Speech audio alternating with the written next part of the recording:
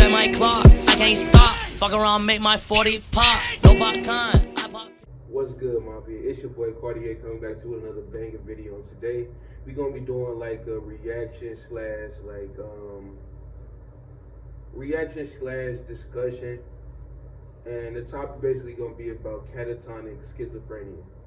Now I'm gonna introduce y'all to three people here: Tommy, Walter, and Nathan. Now these three are really like the example of what catatonic schizophrenia is. And for the people who don't know who it is, the long version gonna be right here, right? But if you don't want to read the long version, here's the short version for people who don't feel like doing all that research. Catatonic schizophrenia is basically like the jittery movements, and like it's basically like when you see people going silent, or they could be real hyper, you know. It's basically like when your emotions show on the outside.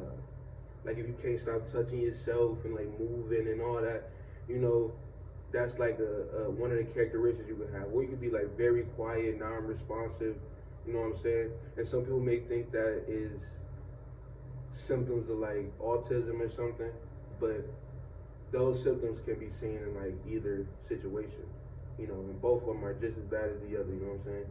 They both are some very serious topics that no one should be joking on. How are you? How are you?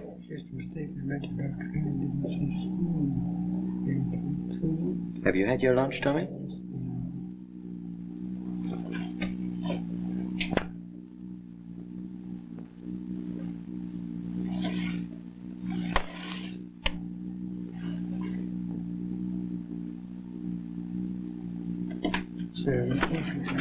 Now, as y'all can see, Tommy is one of the more like unresponsive types, you know, in that situation, you know.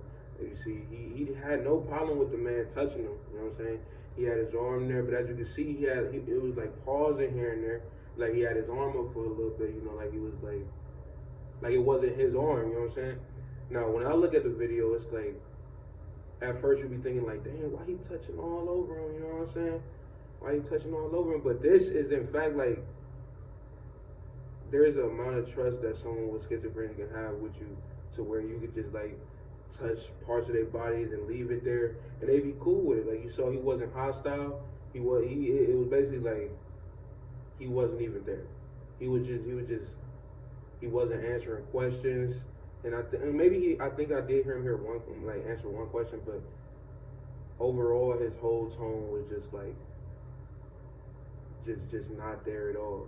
And that's where the unresponsive part of catatonic schizophrenia is. And like you're gonna see it with the other clips, it's not just one way it can affect somebody. And it's actually crazy that people gotta go through stuff like this, you know what I'm saying? And I'm glad that people are working towards like finding ways to, you know, like rehabilitate people who are stuck in positions like this.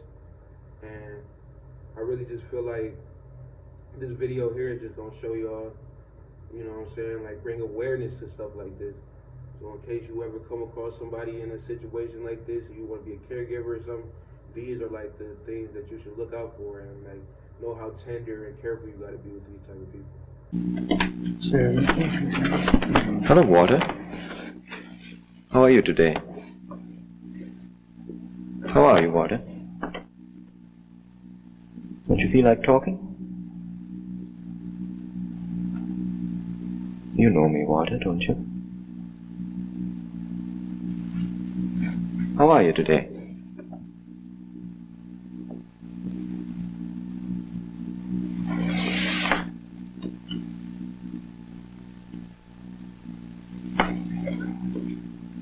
Get up, please. Turn around. Turn around the other way, please. Again, turn once more. Will you turn once more?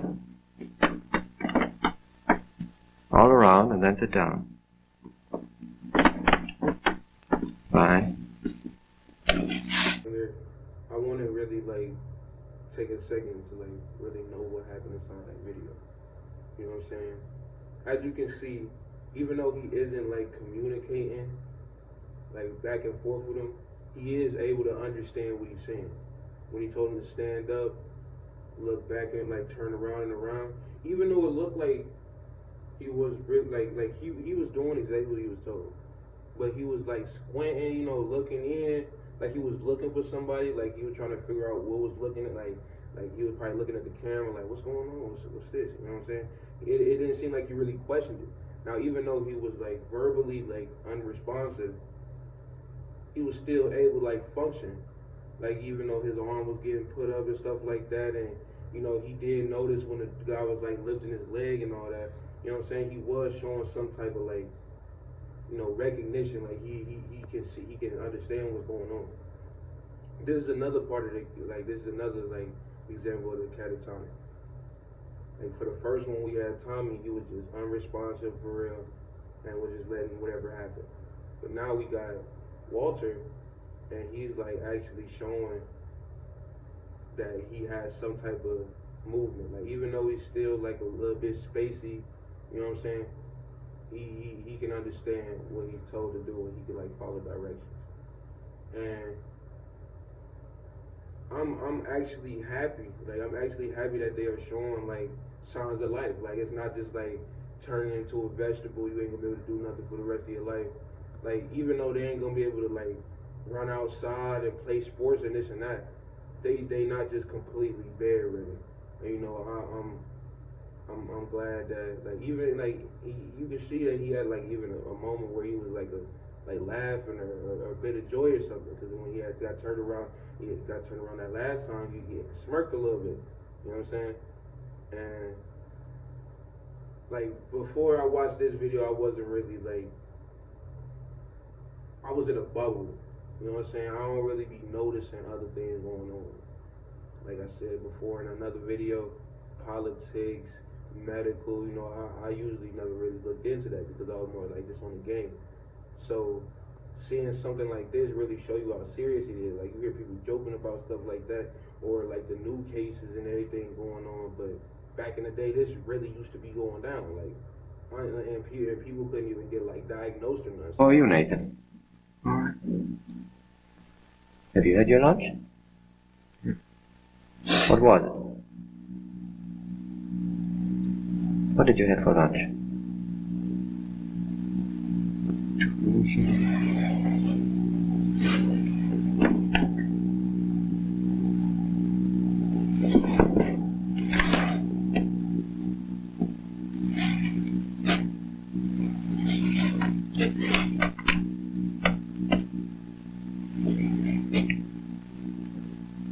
Will you look at me?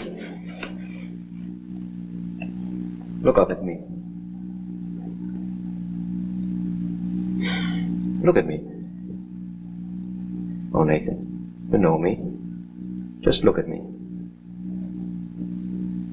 Let's shake hands. No, shake hands, really. Shake hands. What is so funny? What is so funny?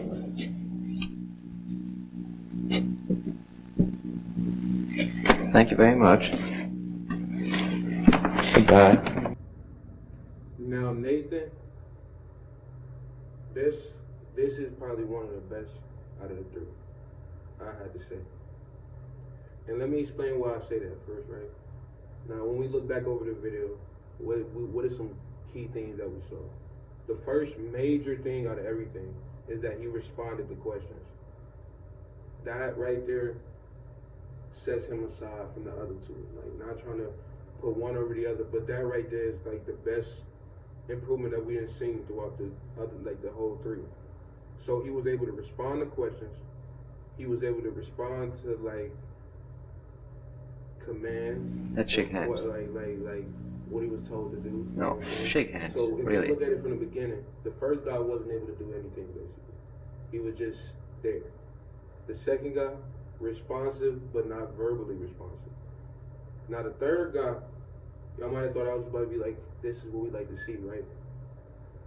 But the thing that I noticed is a lot of face touching and like shying away from being looked at and everything. Like when he told him to look at him, he didn't really Look up at me. Like he moved his head up to where he heard his voice, but he didn't have his eyes open. His eyes were closed.